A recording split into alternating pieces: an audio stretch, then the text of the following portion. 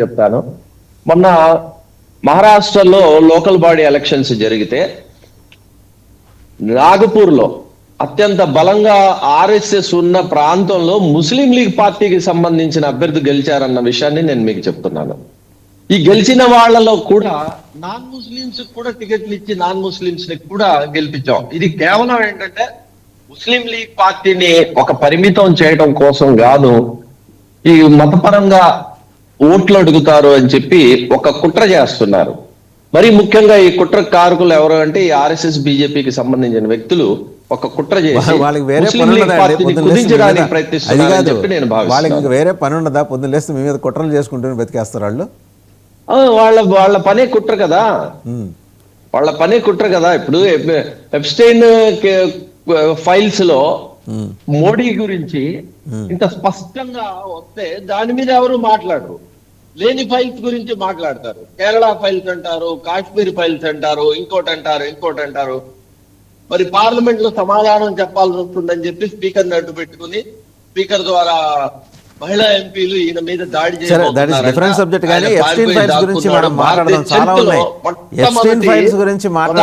ఉంది కానీ పార్లమెంట్ కి సమాధానం చెప్పకుండా పారిపోయిన ఎప్స్టీన్ అనే వాడి ఫైల్స్ గురించి మాట్లాడాల్సిన చాలా ఉన్నాయి. 10 లక్షల పేజీల డాక్యుమెంట్లను మళ్ళీ మాట్లాడదాం. ఒకసారి పెద్దిరెడ్డి రవికిరణ్ గారి దగ్గర. రవికిరణ్ గారు నిన్న అక్బరుద్దీన్ ఓవైసీ గారు, నాట్ అసదుద్దీన్, అక్బరుద్దీన్ ఓవైసీ అన్నారు, రెడ్లైనా రావులైనా మా దగ్గరికి రావాల్సిందే.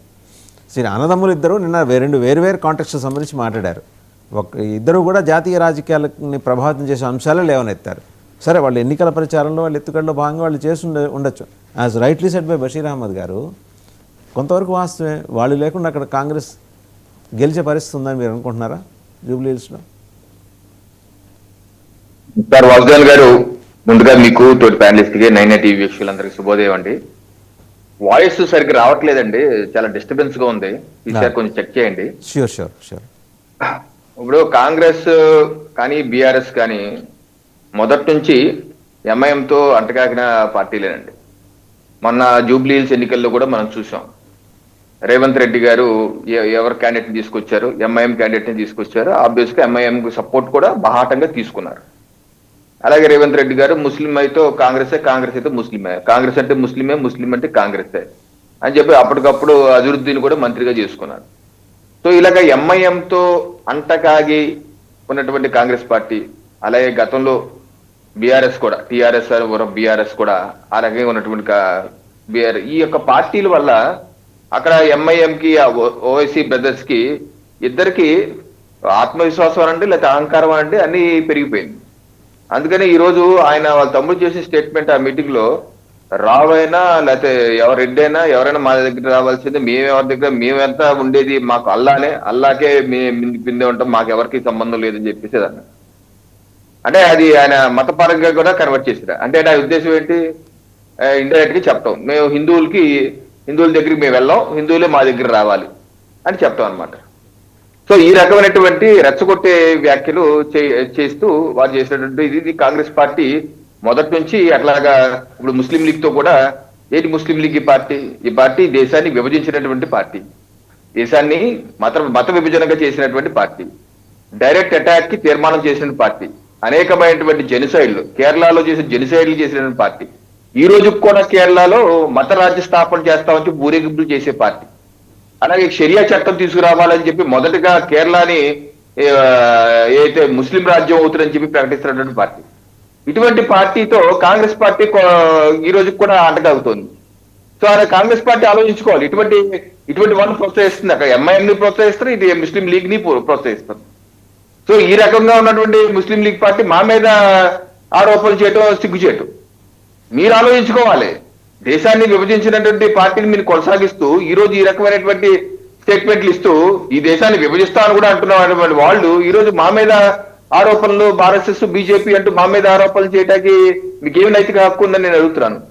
సో ఈ రకంగా ఎంఐఎం కూడా అదే పందా కదా, ఎంఐఎం కూడా అదే పందా.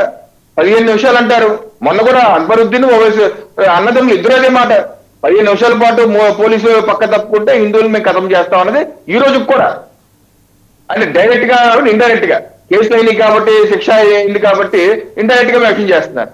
సో నేనేంటంటే ఈ రకంగా మత ప్రాతిపదిక మీద ఓట్లు అడిగే ఎంఐఎం ముస్లిం లీగ్ కూడా మాకు శుద్ధులు చెప్పే విధంగా మాట్లాడటం సిగ్గుచేటు. అలాగే ఈ రోజు అక్కడ మున్సిపల్ ఎన్నికల్లో ఎంఐఎం వ్యతిరేకంగా పోటీ చేస్తుంది. కాకపోతే ఏంటి, ఫ్రెండ్లీ రిలేషన్షిప్ కాంగ్రెస్ పార్టీతో ఫ్రెండ్లీ రిలేషన్షిప్ ఉంది. ఎంఐఎం కి భారతీయ జనతా పార్టీకి లింక్ ఏంటి అసలు? కాంగ్రెస్ పార్టీతో అంటగా అవుతున్న ఎంఐఎం భారతీయ జనతా పార్టీ ఎప్పుడన్నా కలిసిందా? ఎక్కడ కలిసిందా? అసలు భారతీయ జనతా పార్టీని ఎవరు కలవలేదు కదా. ఎంఐఎం పార్టీ వాళ్ళు పోటీ చేసుకుంటారు, దేశంలో అనేక చోట్ల పోటీ చేసుకుంటారు. పోటీ చేసినందుకు మాత్రం భారతీయ జనతా పార్టీతో అంటకాగితే ముస్లిం లీగ్ ఉంది, వాళ్ళు పోటీ చేసుకుంటున్నారు కదా. వాళ్ళు కాంగ్రెస్ పార్టీతో ఉన్నారు, వాళ్ళు పోటీ చేసుకుంటున్నారు కదా. హైదరాబాద్ లో లేదా అక్కడ తెలంగాణలో ఎన్నికలు పోటీ చేస్తారని చెప్తారు కదా వాళ్ళే. వాళ్ళు పోటీ చేస్తారు. అప్పుడు మరి మీరు కూడా బీజేపీకి బీటీ అనాలా? మేము కూడా బీజేపీ బీటీ అనాలా? మరి మీరు ఎందుకు పోటీ చేస్తున్నారు? వాళ్ళు పోటీ చేస్తారు, కొన్నిసార్లు కలిసి పోటీ చేస్తారు, కొన్నిసార్లు విడిగా పోటీ చేస్తారు. ఎక్కడైతే వాళ్ళు అవకాశం ఉందనుకుంటున్నారు కలుస్తున్నారు, ఎక్కడైతే అవకాశం లేదనుకుంటున్నారు విడిగా పోటీ చేస్తారు. అది వాళ్ళ రాజకీయ నిర్ణయం. సో వాళ్ళు చేసేటువంటి రాజకీయ నిర్ణయాలకి భారతీయ జనతా పార్టీ మీద రుద్ది ఎంఐఎం ఏదో బి టీము సి టీము అంటాం అసంబద్ధమైనటువంటి విషయాలని చెప్పి నేనైతే భావిస్తున్నాను వాస్తవంగా.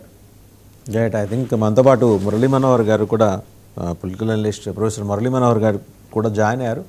మురళీ మనోహర్ గారు, నిన్న అక్బరుద్దీన్ ఓవైసీ గారు మాట్లాడుతూ రెడ్లైనా రావులైనా మా దగ్గరికి రావాల్సిందే, అంటే ముఖ్యమంత్రులు ఎవరైనా సరే, దాంతోపాటు జూబ్లీస్లో కాంగ్రెస్ పార్టీ గెలిచిందంటే అది మా ప్రతిభ, మేము ఉండబట్టి కాంగ్రెస్ పార్టీ దగదగా మెరిసిపోతూ అక్కడ సీటు గెలుచుకొచ్చింది, మేము లేకపోతే కాంగ్రెస్ పార్టీ లేదు. చివరికి ఒక జాతీయ పార్టీ పరిస్థితి ఇలా అయిపోయింది. చార్మినార్ బేస్డ్గా పుట్టిన ఒక పార్టీ చెప్పే మాటలకి చేతులు కట్టుకొని నుంచునే ఒక దీనస్థితికి కాంగ్రెస్ పార్టీ తెలంగాణలో దిగజారిపోయిందనేది స్పష్టంగా ఆవిష్కృతమైన అంశం. అయితే మంత్రి శ్రీధరబాబు గారు దానికి కౌంటర్ వేశారు, మా బలంతో మేము గెలిచామని చెప్పేసి. మీరేమంటారు సార్? అంటే ఈ అన్నదమ్ములు ఇద్దరు నిన్న రెండు వేరువేరు అంశాల మీద మాట్లాడి జాతీయ స్థాయిలో మొత్తం అందరినీ ఆకర్షించారు. ముందర తమ్ముడు మాట్లాడిన దాని మీద మీరేమంటారు, తర్వాత అన్న మాట్లాడిన దానికి వెళ్దాం. మురళీ మనోహర్ గారు. అంటే